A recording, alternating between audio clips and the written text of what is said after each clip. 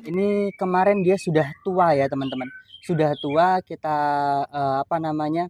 lakukan pengepresan dan nah, kita kasih jarak dulu ya teman-teman. Kita kasih jarak dulu ya.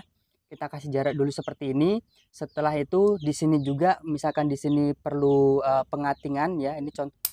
Nah, jadi seperti itu. Dia akan berpindah dan membuat cabang yang tua ini dia akan menjadi kembali muda.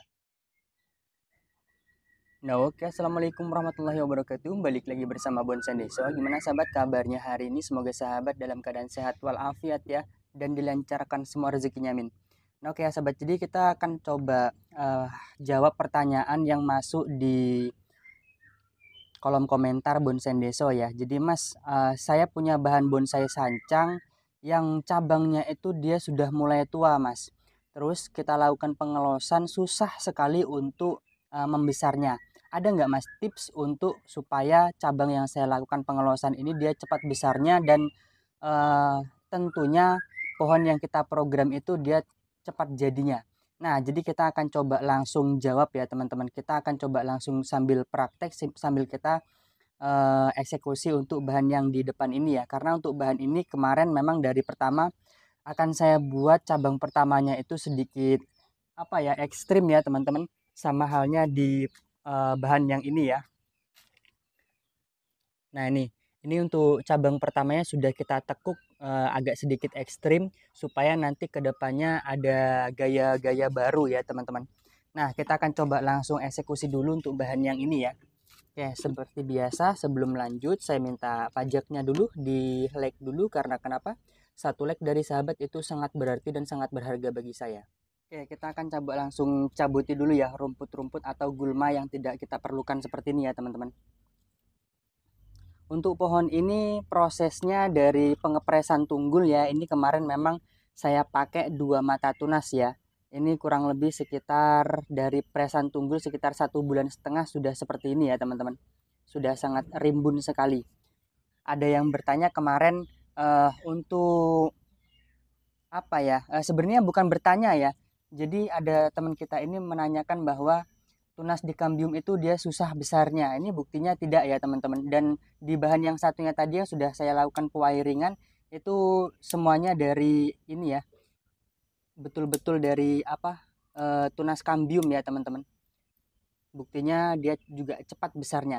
Selagi pohon itu dia subur, insya Allah cepat kok ya. Insya Allah cepat kalau menurut pengalaman saya pribadi seperti itu. Oke, kita buangi dulu ya. Aduh, tunas-tunas yang tidak perlu seperti ini.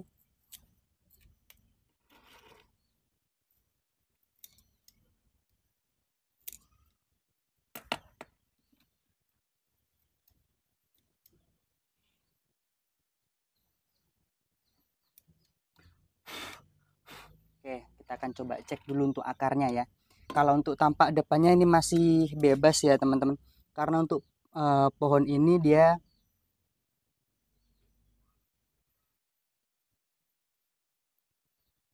masih proses, jadi untuk tampak depannya masih bebas. Karena kebetulan juga untuk akarnya dia cukup lumayan bagus semua ya. Kita buang dulu. Nah, ini bisa teman-teman lihat sendiri untuk perakarannya ya. Nah, dari sebelah sini juga bagus. Kita coba lihat dari sebelah sana.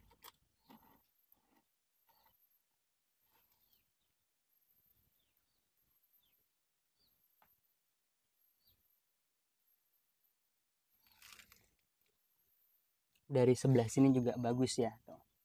Dia sudah memiliki akar-akar yang tentunya dominan ya teman-teman.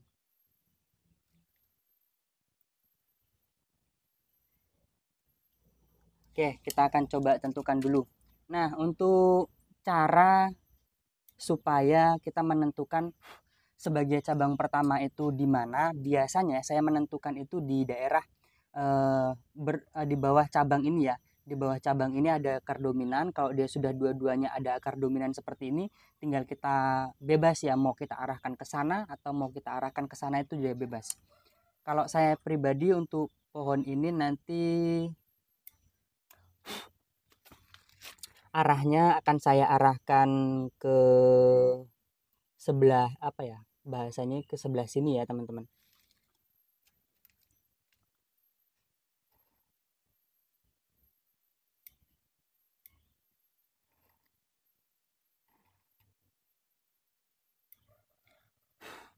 Oke.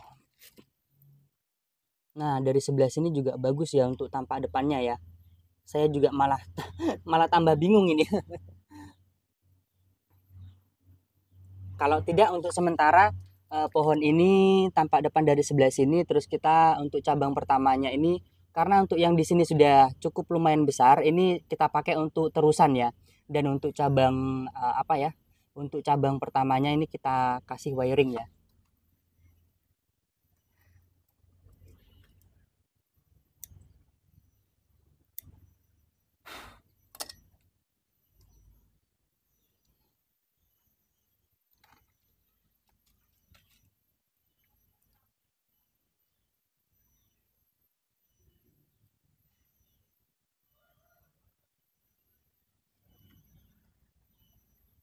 Oke, jadi seperti ini ya. Kita sekalian akan langsung praktek nanti ya teman-teman. Bagaimana cara untuk eh, memaksimalkan pertumbuhan akar cabang itu yang susah besarnya. Pelan-pelan ya.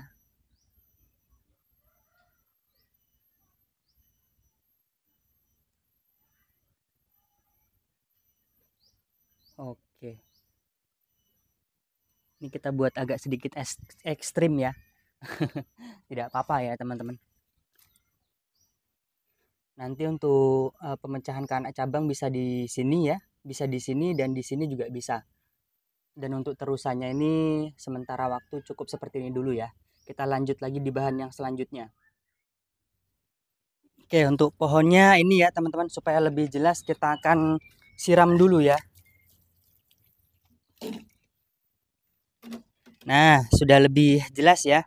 Oke, kita langsung jelasin dulu. Nah, ketika ini bisa teman-teman lihat sendiri, cabang yang di sini ya, ini kemarin dia sudah tua ya, teman-teman. Sudah tua, kita apa namanya?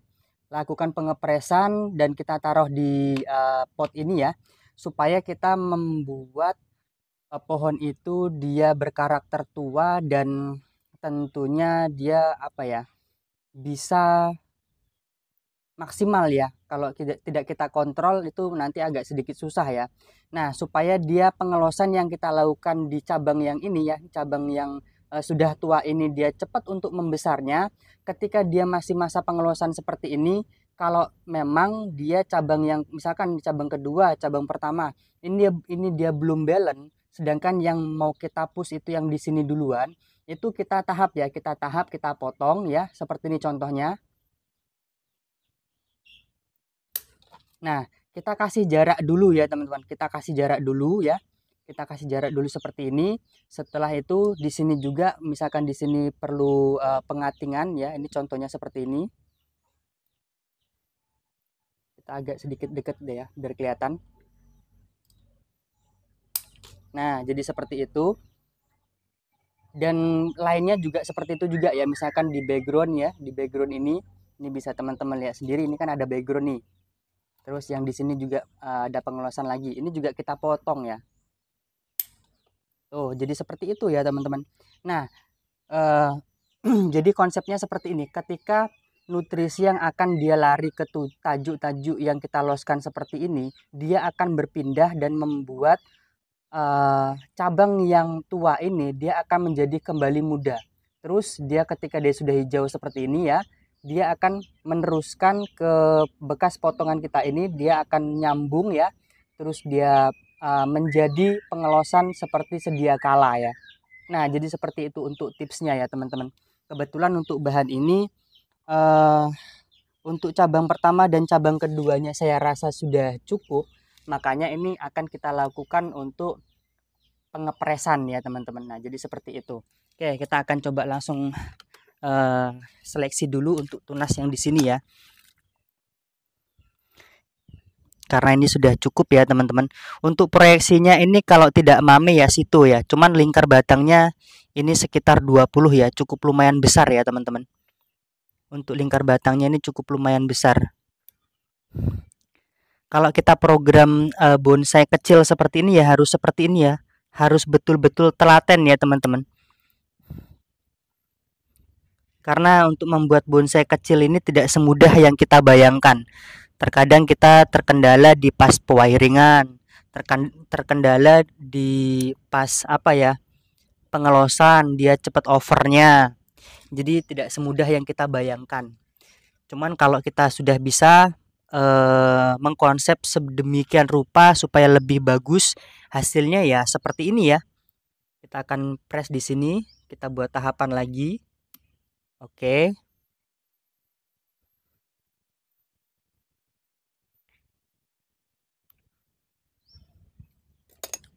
Ini perlu kita wiring ya teman-teman. Nanti akan kita wiring nanti. Nah, untuk cabang pertama kita stop dulu di sini ya.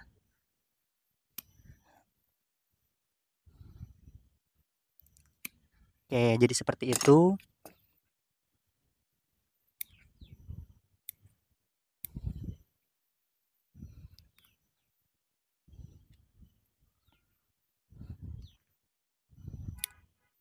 Ini sebagai terusan lidahnya ya teman-teman. Terus untuk cabang kedua juga akan kita stop juga ya. Nah, karena untuk cabang kedua di sini belum ada mata tunas tunasnya ya. Di sini masih ada mata tunas. Jadi kita agak sedikit buat panjang dulu ya. Tuh, jadi seperti itu.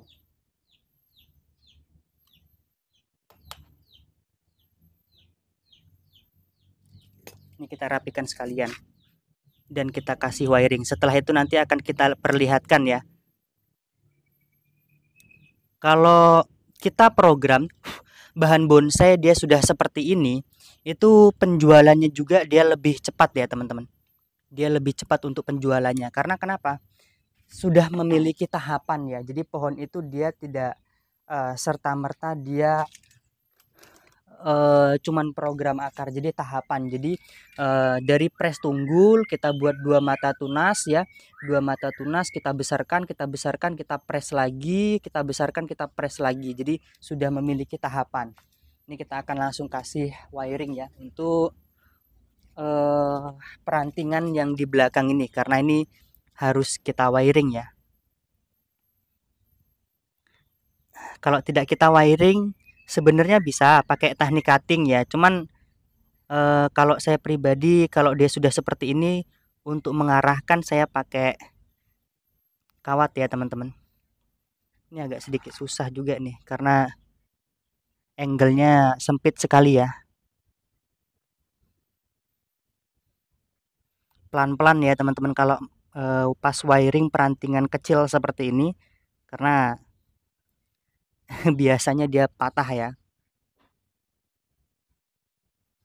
Dan fungsi wiring juga seperti ini, itu dia supaya lebih luas ya kalau bahasanya itu.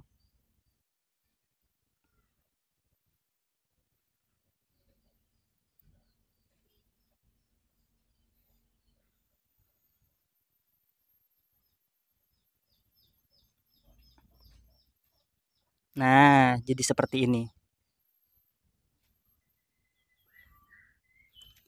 Terus ini ada supaya tidak mentol ya.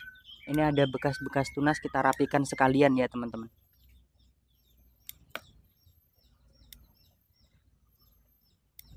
Untuk medianya ini saya pakai pasir, saya campur dengan tanah. Untuk dari bagian bawahnya ini saya pakai kohe kambing ya. Terus kemarin juga saya kasih kohe kambing juga lagi nih.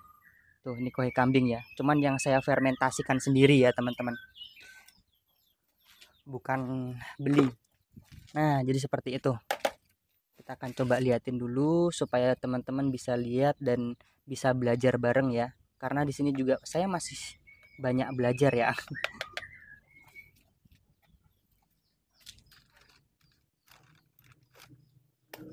Oke, jadi seperti itu. Ini bisa teman-teman lihat sendiri untuk hasilnya cukup lumayan enak ya. Dan semoga saja nanti di sini tumbuh tunas baru lagi perpecahannya ya. Kita akan coba putarin dulu.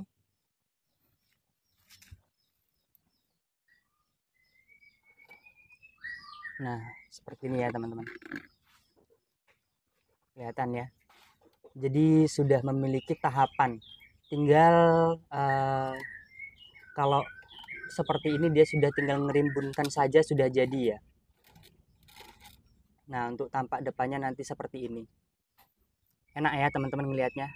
Oke, jadi cukup seperti itu ya penjelasannya. Semoga menginspirasi, semoga ada yang bisa diambil dari video ini. Salam dari saya, salam dari Bonsen Deso. Assalamualaikum warahmatullahi wabarakatuh.